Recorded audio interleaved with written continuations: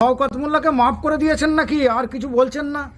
হঠাৎ করে শওকত মোল্লাকে মাফ করে দিয়েছেন নাকি? শওকত মোল্লাকে আপনি চুপ করে রয়েছেন আর কিছু বলছেন না। শওকত মোল্লাকে ওকে আল্লাহ মাফ করবে না, আমি তো দূরের কথা, ওকে আল্লাহ মাফ করবে না।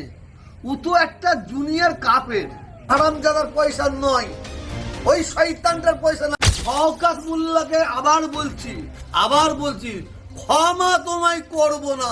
আর এখানে ওই আফ্রিকান ফজা যেটা আছে কালোটা, এই আফ্রিকান ফজার ভাষা এর মুখের দিকে তাকালে সেদিন আর কারোর ভাত হবে না। পাঁদরামি এদের ভাষা একেবারে নিকৃষ্ট, একেবারে সবচেয়ে ছোট মানুষের মতো, একেবারে বাজারের ভাষা এদের বলে। এই গ্রামের একটা লোক বলে না কলতলার ভাষা, এই কলতলার ভাষা বলে এরা। এদেরকে ছেড়ে কথা বলার কোনো জায়গা নেই। জলসা করতে গেলে দুই একজন ৩-৪ জন আছে, জলসা করতে গেলে ৫০,০০০ ৩০,০০০। এতই যদি মুসলিম দরদি হলে ছেড়ে দাও না টাকাটা, বিনা পয়সায় জলসা করো না, তেল খরচটা নাও না দেখি। গরিব মানুষের পকেট কাটা পার্টি একটা তাবিজ দিয়ে বলবে দাও ১০,০০০। দুই একজন আছে, আমি সকলকে বলছি না, আমি সমস্ত ফুরফুরা শরীফের পীরজাদাদের আমি শ্রদ্ধা করি, এই দুটো তিনটে দালাল ছাড়া। কারণ মা তুলে গালাগালি করছে, কারোর বউ তুলে গালাগালি করছে, কারো ছেলে তুলে গালাগালি করছে, তার বোন তুলে গালাগালি করছে। আমি ভাবতেই পারছি না এরা কারা। এরাই এবার পীরজাদা বলে দাবি করে। যারা পীরজাদা তারা রাজনীতি করে না। ওমর সিদ্দিকীকে দেখুন, মেহরাব সিদ্দিকীকে দেখুন, ইমরান সিদ্দিকীকে দেখুন, আরো পীরজাদা যারা আছে তাদেরকে দেখুন। আর এখানে ওই আফ্রিকান ফজা যেটা আছে কালোটা, এই আফ্রিকান ফজার ভাষা এর মুখের দিকে তাকালে সেদিন আর কারোর ভাত হবে না। মঞ্চে লোক আমরা ছোটবেলা থেকে জলসা দেখে আছি, মিলাদ দেখে আছি, ইসালে সব দেখে আছি। মাওলানা সাহেব হুজুররা, পীর সাহেবরা কি মধুর কণ্ঠে তারা ওয়াজ করে, ইসলামের কথা বলে, হাদিসের কথা বলে, কোরআনের কথা বলে।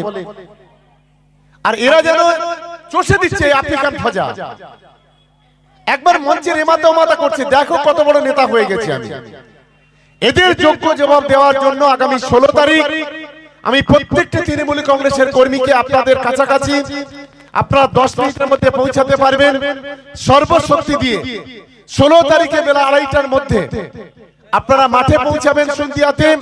এই আশা রেখে সকলকে ধন্যবাদ জানিয়ে আমার বক্তব্য আমি শেষ করছি। জয় হিন্দ, বন্দে মাতরম, তৃণমূল কংগ্রেস জিন্দাবাদ। হয় ঠিক তেমনি হয়েছে। বুঝতেই পারছি যে হেরোইন আর খুব ভালো বেচা যাবে না, চরস আর খুব বেচা যাবে না, গাঁজা আর খুব বিক্রি করা যাবে না। রাতে কেউ বাড়ি ভালো করে ঘুমাতে পারছে না, কোথায় গুহার মধ্যে বাস করছে, আবার কখন ঝোপের মধ্যে বাস করছে, এই ধরনের ঘটনা ঘটছে। আর এই ৪ পয়সা ২ পয়সার কাটা ইউটিউব আছে, এ খায় না মাখে তার ঠিক নেই।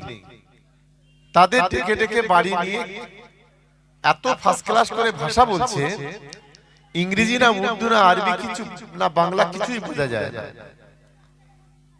বলছে দলটা আমার। আমি তো এতদিন জানতাম যে মমতা বন্দ্যোপাধ্যায়, অভিষেক বন্দ্যোপাধ্যায়ের দল। এখন আবার নতুন করে কেউ কেউ আবিষ্কার হয়েছে পাত্তার ডিলার, হেরোইনের ডিলার। তারাই যদি বলে দলটা আমাদের, এর চাইতে লজ্জার কিছু হতে পারে বলে আমি অন্তত মনে করি না। টিকিট নেওয়ার জন্য তখন অনেক কিছু তেল মাখানো যায়, আর টিকিটটা পেয়ে গেলে তখনও গালাগালি দেওয়া যায়। তবে শপথ নিতে হবে আপনাদের। লড়াইটা শুরু হয়েছে নারায়ণপুরের মাটিতে বেশ কয়েক বছর। একটাই শপথ নিন যে যতক্ষণ না পর্যন্ত এদের তল্পিতালপা গোড়ানো হবে ততক্ষণ পর্যন্ত লড়াইটা চলবে নারায়ণপুরের মাটিতে। সেই মানসিকতা নিয়ে গতি হবে। ওর কোনো বাবা ওই হেরোইন ডিলারকে বাঁচাতে পারবে না, এটা খুব পরিষ্কার। এই হেরোইন ডিলারদের শেষ দেখে আমরা ছাড়ব। আপনারা যেমন আছেন, সঙ্গে আমরা আছি, গোটা ক্যানিং পূর্ব আছে। আমি সেই কারণে আপনাদের সকলে বলবো, লড়াইটার গতিটা আরেকটু বাড়াতে হবে। কারণ আমরা 23-এ দেখেছি, 24-এ দেখেছি, দলের কোনো ভূমিকা আছে, 21-এও দেখেছি কোনো ভূমিকা ছিল না। এখন বড় বড় কথা বলছে, ও তো ছাগল পাগল অনেক বড় বড় কথা বলতে পারে।